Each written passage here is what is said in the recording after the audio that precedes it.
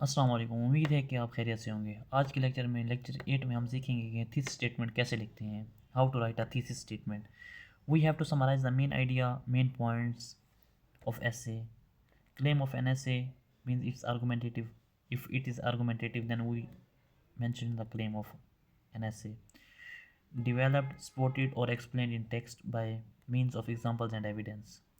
तो आज के लेक्चर में हम सीखेंगे कि थीसिस स्टेटमेंट कैसे लिखते हैं, इसके एग्जांपल्स ट्राई करेंगे, इसके रूल्स, इसके रेगुलेशंस, सब कुछ इंशाल्लाह। जब आप एक बार ये लेक्चर ले लेंगे तो आपको पता चल जाएगा थीसिस स्टेटमेंट है क्या और लिखते कैसे हैं, क्योंकि मैं आपको क्रक्स बताऊंगा उन सब प्रोफेसर्स के लेक्चर्स का जो आजकल सीएसएस की दुनिया के अंदर हाई मेंटर्स माने जाते हैं। अब हमारे पास thesis statement always answers what, why and how of the topic. हम थीसिस स्टेटमेंट को मैक्सिमम जो है ना 3 सेंटेंसेस में लिख सकते हैं और एटलीस्ट एक सेंटेंस में भी लिख सकते हैं, ठीक है।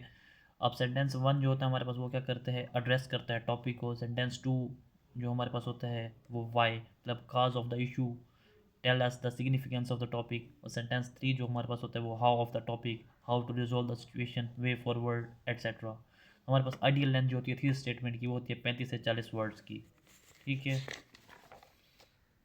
अब हम चलते हैं नेक्स्ट। हम एंड पे इसकी एग्जांपल्स भी करके दिखाएंगे आपको इंशाल्लाह। 8-10 टॉपिक तो ज़रूरी क्रैक कर डालेंगे थीसिस स्टेटमेंट के लिए। A good thesis statement is developed at the brainstorming and mind mapping stage. अब परेशान ना हो कि ब्रेनस्टॉर्मिंग क्या होती है, माइंड मैपिंग क्या होती है, इसके ऊपर भी मैं पूरी डिटेल लेक्चर बनाऊंगा इंशाल्लाह 10-10 मिनट के जितने बन सकेंगे। It is at this stage that the essay writer can look at the whole essay objectively and phrase the thesis statement properly. Keep thesis statement direct and simple by avoiding lengthy definitions and winding sentences. Thesis statement write in outline and introduction. ये इसकी main जो है ना concern ये होता है thesis statement लिखना कहाँ है। एक तो इंट्रोडक्शन में लिखते हैं, दूसरा हम क्या इन इसके कंक्लूजन में लिखते हैं, ठीक है। ये दो जगह पे लिखते हैं। It is not numbered as sub heading. इसको हम सब हेडिंग के तौर पे नंबर नहीं करते जैसे कि हम अपनी आउटलाइन के अंदर नंबरिंग करते हैं। तो हमारे पास क्या होते हैं ऐसे की जो 3 मेन डिस्कोर्सेज होते हैं, एक्सपोजिटरी, आर्गुमेंटेटिव और एब्स्ट्रैक्ट। वैसे मैंने इसके कम से कम 9 जो टाइप्स हैं ना वो आपके साथ एक्सप्लेन किए हैं एक लेक्चर के अंदर। Discourses, dimension, types, cracking of C S S S से सब कुछ उसके अंदर है। मैक्सिमम 12 से 13 मिनट की वीडियो है, इंशाल्लाह वो भी देख सकते हैं। और इसमें क्या हमारे पास क्या होता है एक्सपोजिटरी ऐसे के अंदर हम जो है ना पहले अटेंशन ग्रैबर लिखते हैं, फिर गेस्ट ऑफ द आउटलाइन लिखते हैं और उसके बाद ही स्टेटमेंट एंड पे लिखते हैं। जो हमारे पास ये होता है आर्गुमेंटेटिव ऐसे, उसके अंदर जब हम इंट्रोडक्टरी पैराग्राफ लिख रहे होते हैं तो उसके अंदर सबसे पहले अटेंशन ग्रैबर लिखते हैं, फिर हम थीसिस स्टेटमेंट लिखते हैं और फिर हम गेस्ट ऑफ द आउटलाइन लिखते हैं। जब हमारे पास एब्स्ट्रैक्ट ऐसे होते हैं उसमें थीसिस स्टेटमेंट सबसे पहले लिखते हैं, फिर अटेंशन ग्रैबर और फिर गेस्ट ऑफ द आउटलाइन। तो ये जो है ना अब मैं इसका एक आपको दूसरा मेथड बताता हूँ जो इससे भी आसान है, अगर आप उसे भी करना चाहें। उसके बाद हम इसकी एक्सरसाइजेस करेंगे इंशाल्लाह। बहुत सारे टॉपिक करके दिखाऊंगा आपको, परेशान ना हो, ठीक है। अब ये है मेरे पास सिंपल थीसिस स्टेटमेंट क्या होती है। हमारे पास क्या होता है क्रक्स ऑफ ऐसे होता है इन वन सेंटेंस, ठीक है। एक सेंटेंस में भी हो सकता है, 1 से 3 सेंटेंस के अंदर आपने लिखना है, मैक्सिमम 35 से 40 वर्ड्स का। क्रक्स ऑफ ऐसे उसको हम क्या कहते हैं, सिंपल थीसिस स्टेटमेंट कहते हैं। People have become over dependent on technology जैसे एक टॉपिक है, इसके अंदर हम क्या करते हैं इंट्रोडक्शन लिखते हैं, मेन हेडर्स बनाते हैं और कंक्लूजन लिखते हैं। जो मेन हेडर्स होते हैं ना अगर हम उनको कन्वर्ट कर दें तो वो भी हमारे पास थीसिस स्टेटमेंट बन जाती है, सिंपल सी थीसिस स्टेटमेंट उसे हम कहते हैं। जो आपको मैंने पीछे समझाई है पहले इससे, वो जो थी वो कम्प्लेक्स थीसिस स्टेटमेंट थी, मतलब वो आप नेक्स्ट एडवांस लेवल पे कर सकते हैं। ये जो सिंपल थी स्टेटमेंट है इसको आप इस लेवल पे कर सकते हैं कि अगर आप फर्स्ट टाइम ये लेक्चर देख रहे हैं या आपका सी एस एस ए के अंदर थोड़ा दिल पैदा हुआ है कि मैं सी एस एस ऐसे रख सकता हूँ या मैं सी एस एस करना चाहता हूँ या करना चाहती हूँ। हम थी स्टेटमेंट में हमेशा थर्ड पर्सन यूज़ करते हैं, कभी मैं अपने आप को यूज़ नहीं करूँगा। अब हमारे पास कैसे gender equality is a myth, तो ये स्टांस बेस्ड टॉपिक है। इसके अंदर मैं कह भी सकता हूँ हाँ है, नहीं भी कह सकता, निगलेक्ट भी कर सकता हूँ, मतलब ये मेरा स्टांस होगा। तो स्टांस बेस्ड टॉपिक है, इसमें क्या होगा इंट्रोडक्शन होगा, gender equality is a myth, conclusion. अब मैं इसकी थीसिस स्टेटमेंट कैसे लिखूँगा, इसकी थीसिस स्टेटमेंट लिखने के लिए मैंने क्या दिया, एक ये देखा। It is evident from the statement there is no doubt that it is prove that gender equality is a reality, ठीक है। तो मैंने क्या कहा, gender equality is a reality. तो मैंने जेंडर इक्वलिटी को क्या किया, सपोर्ट किया, ठीक है। तो उसको मैं किस तरह से स्टेटमेंट के अंदर कन्वर्ट कर सकता हूँ कि ये वर्ड्स यूज़ करके, it is evident from, there is no doubt, it is prove that. तो इससे मेरे पास क्या होगा, सिंपल थीसिस स्टेटमेंट मेरी क्रिएट हो जाएगी। इससे पहले जो मैंने थीसिस स्टेटमेंट बताई थी वो थी कम्प्लेक्स। इसके बाद मैं इनकी एग्जांपल्स भी आपको साथ साथ देता रहूँगा इंशाल्लाह, आप परेशान ना हो। जो कंपाउंड थीसिस स्टेटमेंट है ना, इसके अंदर जो है ना वो है ये वाली चीज़। मैं आपको ज़्यादा कंफ्यूज नहीं करना चाहता, इसके अंदर ये वाली चीज़ है, ठीक है। ये कंपाउंड जो हमारे पास है, एक वो सिंपल थी स्टेटमेंट होगी ना, जो कंपाउंड है वो ये वाली है, sir what why and how of our topic. तो इसके अंदर हमारे पास क्या बन जाती है, कंपाउंड थी स्टेटमेंट बन जाती है। अगर आपने सिंपल बनानी है तो फिर आपने क्या करना है, मेन जो टॉपिक है उसको ब्रेक करना है, और उसकी ब्रेक करने के बाद उसके साथ ये वाले words, it is evident, there is no doubt, it is prove that, ये लिख के आगे अपना स्टांस लिख देना है, अपना टॉपिक लिख देना है, तो आपकी ये सिंपल थीसिस स्टेटमेंट बन जाएगी। उसके बाद हम चलते हैं नेक्स्ट। अब हमने क्या कहा, हमारे पास स्टेटमेंट क्या है, क्रक्स ऑफ ऐसे है, ब्रीफ है, समरी है, हम एग्री करते हैं, स्टांस लेते हैं या उससे डिसएग्री करते हैं, ये है। तो ये से हम अपनी थीसिस स्टेटमेंट लिखते हैं। इसके ऑब्जेक्टिव्स क्या हैं, एक तो ये हमारे पास क्या करती है, समराइज़ करती है हमारी आर्गूमेंट्स के स्टांस को, दूसरा कनेक्ट करती है इंट्रोडक्शन को कमिंग पैराग्राफ के साथ। इसको हम क्या कह सकते हैं, कंट्रोल द आइडिया या आर्गूमेंट विद इन ऐसे। अब हम थीसिस को एक्सप्लेन करते हैं, किसी एस्पेक्ट को स्किप नहीं करते थे स्टेटमेंट के अंदर, ऐसे कि ना इससे ज़्यादा कुछ ऐड करते हैं। जो हमारे पास टॉपिक होता है ना, उसको ही मैच्योर करके समरी उसकी लिख देते हैं, ना उसमें कोई डिलीशन करते हैं ना एडिशन करते हैं। हमारे पास जैसे एक टॉपिक है democracy in Pakistan, hopes and hurdles, तो हम इसकी थी स्टेटमेंट कैसे लिखेंगे, सिंपल थी स्टेटमेंट है, this essay will describe democracy in Pakistan, it's hurdles and hopes in the coming paragraph.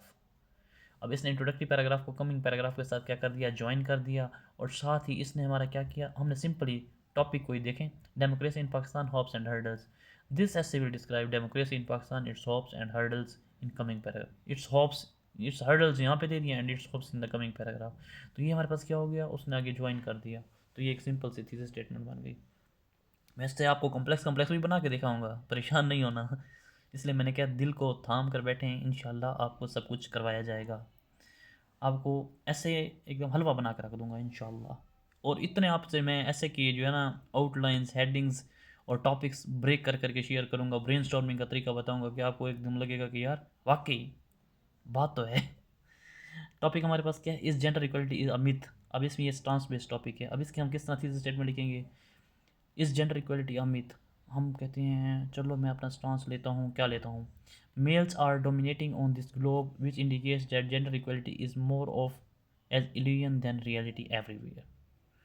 बस ले लिया अपना स्टांस कि हाँ भाई ठीक है, जेंडर इक्वलिटी मिथ है, क्यों, क्योंकि मर्द जो है ना वो ज़मीन पे ज़्यादा डोमिनेटेड हैं, और ये डोमिनेटिंग बिहेवियर भी होता है मर्दों के अंदर। एक और टॉपिक ले लेते हैं, एक और टॉपिक ले लेते हैं, परेशान होने की क्या बात है, सीट बेल्ट बांध कर बैठे हैं। Topic, nothing great was ever achieved without enthusiasm. History only speaks about great achievements of humankind and tell that being behind every achievement there is role of enthusiasm। तो ये हमारी थीसिस स्टेटमेंट बन गई। अब हमारे पास लेंथ क्या है, एक कंपाउंड सेंटेंस होनी चाहिए, मतलब जो हमारा मेन आइडिया कवर करे, या हम इसको एक कंपाउंड सेंटेंस भी बना सकते हैं, मतलब या फिर इसको हम 3 सेंटेंसेस में ब्रेक भी कर सकते हैं, वो आप पे डिपेंड करता है आप थीसिस स्टेटमेंट कैसी बनाती हैं। मगर आपकी थीसिस स्टेटमेंट ऐसी होनी चाहिए जो आपके टॉपिक को एज ए होल कवर करे, ना कुछ ऐड करे ना कुछ डिलीट करे। अब इसकी लोकेशन क्या है वो मैंने आपके साथ शेयर की है, इंट्रोडक्टरी पैराग्राफ के अंदर होती है, उसके एंड पर होती है, और कंक्लूजन पैराग्राफ के स्टार्ट में होती है। वैसे ये ऐसे की टाइप पे फिर डिफरेंट डिफरेंट जगहों पर भी होती है, जो मैंने आपके साथ इस लेक्चर में पहले शेयर कर दी है। हमारे पास इसकी टाइप्स क्या होती हैं, एक हमारे पास होती है वीक थी स्टेटमेंट, एक हमारे पास होती है ऑर्डिनरी, और एक होती है हमारे पास एक्स्ट्रा ऑर्डिनरी। अब हमारे पास क्या है, एक टॉपिक है इंफॉर्मेशन टेक्नोलॉजी, अ ब्लेसिंग और कर्स, ठीक है। अब हम इसकी थीसिस स्टेटमेंट लिखेंगे, मैं आपको इसकी थीसिस स्टेटमेंट लिख के दिखाऊंगा इंशाल्लाह। कोशिश करूंगा कि तीनों टाइप की डिस्कस हो जाए, या फिर एटलीस्ट एक दो टाइप की ज़रूर डिस्कस कर दूँगा। अब हम देखते हैं। Of course, information technology is a great blessing, and in the discourse to follow, it would be elaborated at length how it has transformed life at the globe today by changing the whole concept of information communication and ultimate solution salvation of the mankind। एक थी statement ये बन गई। दूसरी क्या होगी topic, हमारे पास है democracy in Pakistan, hopes and hurdles, ठीक है। अब इसकी तीसरी स्टेटमेंट कैसे बनाते हैं, it is the fact that despite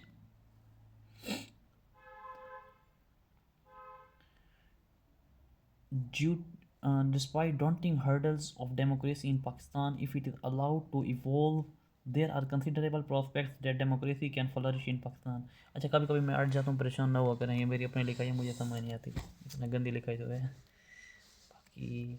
फिर आप आगे प्रैक्टिस कर सकते हैं, बीएमएस के पेपर उठा के देख सकते हैं 2016 से 2024-25 तक के सारे, उसके ऊपर अपनी थीसिस स्टेटमेंट बना सकते हैं। तो इससे आपका जो कंसेप्ट है वो ज़्यादा क्लियर हो जाएंगे। मैंने आपके साथ एग्जांपल्स का वादा किया, तो अच्छे वाली थीसिस स्टेटमेंट भी आपके साथ ज़रूर शेयर करता हूँ, वरना अगर ना करूँ तो ये आपके साथ धोखा है। अब ये हमारे पास democracy can not be exercised without literacy.